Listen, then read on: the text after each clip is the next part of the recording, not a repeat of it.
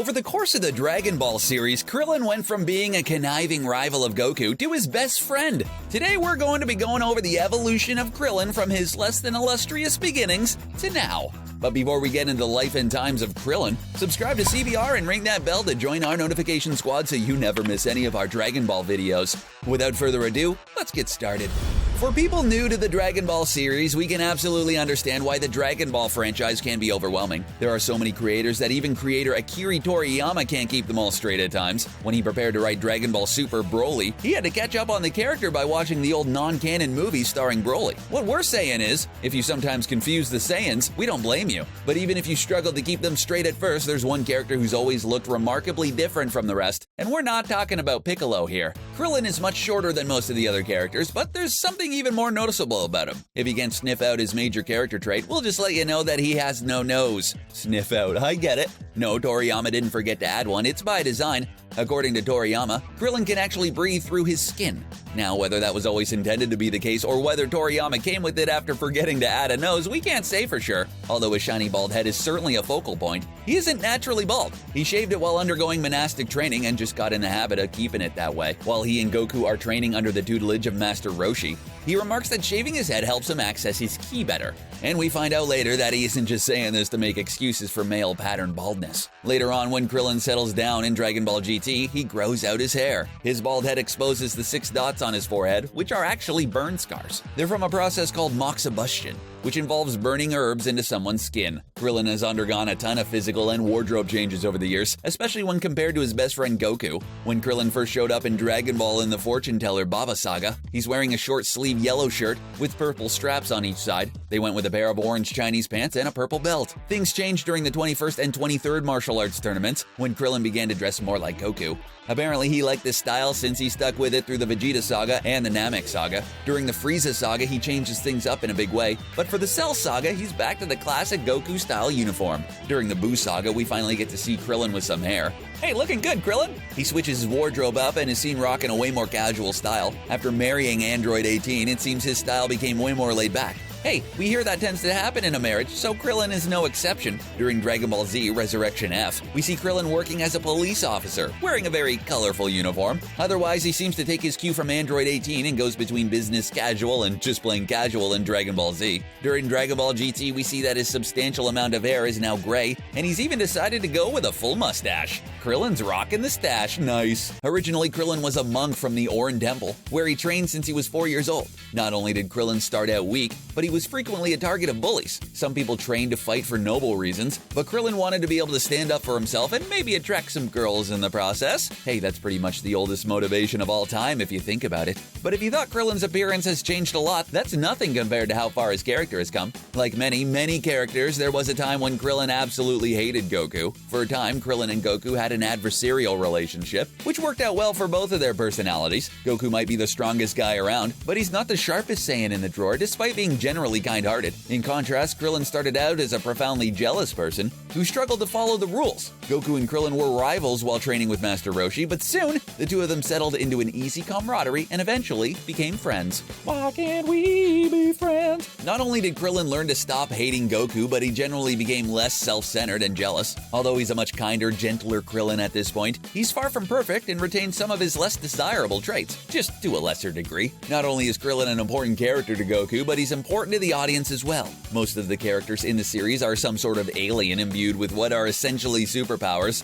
but Krillin is 100% a human being, and coupled with his human foibles, that means he's more relatable than many of the other characters in the show. I'm going bald too, Krillin, I get it, pal. In many ways, Krillin acts as a straight man to the crazy events going on around him. He's always quick to make a joke or witty observation about a crazy situation.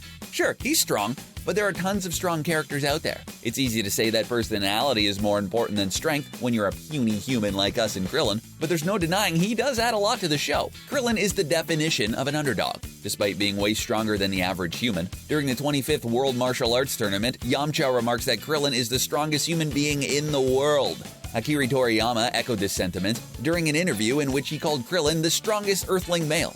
But sadly, being the strongest person on Earth still makes you way weaker than a Saiyan. Hey Krillin, go Super Saiyan. Yeah, thought so. With this in mind, it's no wonder that Krillin started out being consumed with jealousy about how powerful Goku is. Despite being frequently weaker than those around him, Krillin still managed to grow into a supportive ally, and what he lacks in brute strength he often makes up for in sheer cleverness. Another way we've seen Krillin evolve and overcome has to do with his physical talents. There's no denying that Krillin has had some pretty sizable advantages over the years. He got to train under the Guardian of the Earth, and his potential was unlocked by Grand Elder Guru, among other things, but at the end of the day, Krillin has learned that there's no substitute for hard work and relentless training. In fact, this is something he and his best friend Goku have always bonded over, and it's an important part of their friendship. We mentioned earlier that when Krillin first appeared, he was obsessed with training and fighting Goku, but over time, Krillin seemed to better accept his limitations and embrace a more human way of living.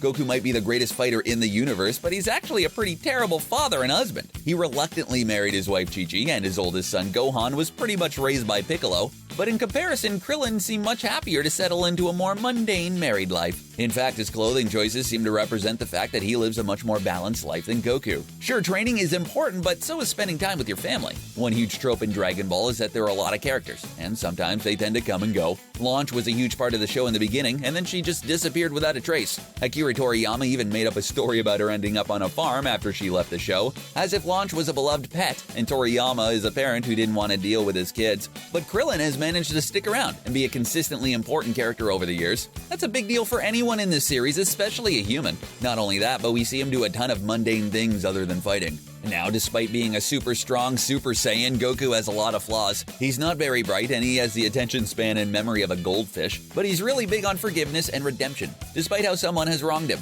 Sometimes this has come back to bite him, like when he lets up on Raditz during a battle despite the fact that Raditz has literally kidnapped his infant son. But other times, showing mercy to his enemies has caused Goku to gain immensely powerful allies. After being friends with Goku for so long, this generosity of spirit has definitely rubbed off on the once completely self-centered Krillin. Although he did so reluctantly, he once let Vegeta live during a fight in the Vegeta saga. Sure, he was encouraged to do so by Goku, but it was Krillin's call, and it ended up paying off in a huge way. Vegeta is one of the most powerful warriors around, and has done a ton for the Z Fighters. During the Trunks saga, Krillin reflects on the fact that he once hated Goku, but has since realized that many of the Z Fighters' strongest members were once bitter enemies. He realized that sometimes all that's needed to bring people together is a common enemy, and that's an important lesson we see over and over again in the show. He also showed a great amount of empathy and kindness when he spared Android 18's life. This paid off pretty well for Krillin, since they ended up marrying and having a daughter named Marin. Krillin also supported repairing Android 16, who then helped them during the Cell games. And when it came to face off against Cell himself, Android 16 was there to help Gohan let go of his anger and defeat the mighty Cell. Not only did Krillin become a kinder, gentler person, but his attitude towards women has changed a lot as well. There was a time when he was on Master Roshi levels of showing respect towards women. It's creepy, ugh, yuck. But thankfully, he's mostly recovered. He's come a long way since he tried to expose Bulma and eventually started talking about getting married and settling down. While other characters seemed to pretty much stumble into marriage, Krillin eventually realized he was actively seeking an actual romantic relationship. Attaboy, Krillin! This doesn't mean Krillin is a saint, but it does set him apart from his peers in a big way. We also see him being extremely protective of Android 18 and his daughter Marin. He's gone up against villains who are way stronger than him in order to protect his family, including Cell, Super Buu, and Bio Broly. Although he's a strong fighter, he doesn't always succeed in battle. In fact, Krillin has died quite a few times over the years. Despite the fact that Krillin is a fan favorite, Toriyama apparently thinks nothing of offing him every once in a while. The first time Krillin died was during the King Piccolo saga. He got his neck snapped by Tambourine, and Goku was devastated by the loss of his friend. At the time, Krillin's death served as motivation for Goku, rather than a genuine moment for Krillin's character. Eventually, King Piccolo was defeated and Krillin is revived with the Dragon Balls. The next time Krillin went out was much more epic. It happened during the Frieza saga and we got to see much more of Krillin's strength. We saw him tricking his opponent, but ultimately, it just wasn't enough. Frieza ends up absolutely destroying Krillin, much to the devastation of Goku and fans of the series. Not only was Krillin a much more developed and well-rounded character by this point, but we were forced to wonder if he would be coming back to life. After all, Shenron can't grant the same wish twice, and he had already been wished back to life once. Thankfully, his friends were able to utilize the Namekian Dragon Balls and bring him back. During the Majin Buu saga, we saw Krillin actually die a hero's death. He fought against Buu in order to buy time for the others to escape before he's ultimately destroyed. Not only was this death an important part of the story, but it really highlights just how far Krillin has evolved as a character since his first appearance. The next time Krillin went down was at the hands of his brother-in-law, Android 17. This devastates Android 18, who immediately seeks vengeance on behalf of her husband. Thankfully, Krillin is eventually revived by Goku during the Shadow Dragon saga, and all was right with the world. What do you think of the way Krillin has evolved over the course of the series? Do you miss the old Krillin, or have you embraced the Krillin with a mustache? Tell us your thoughts about this character in the comments section, and then subscribe to CBR for more Dragon Ball videos. Thanks for watching.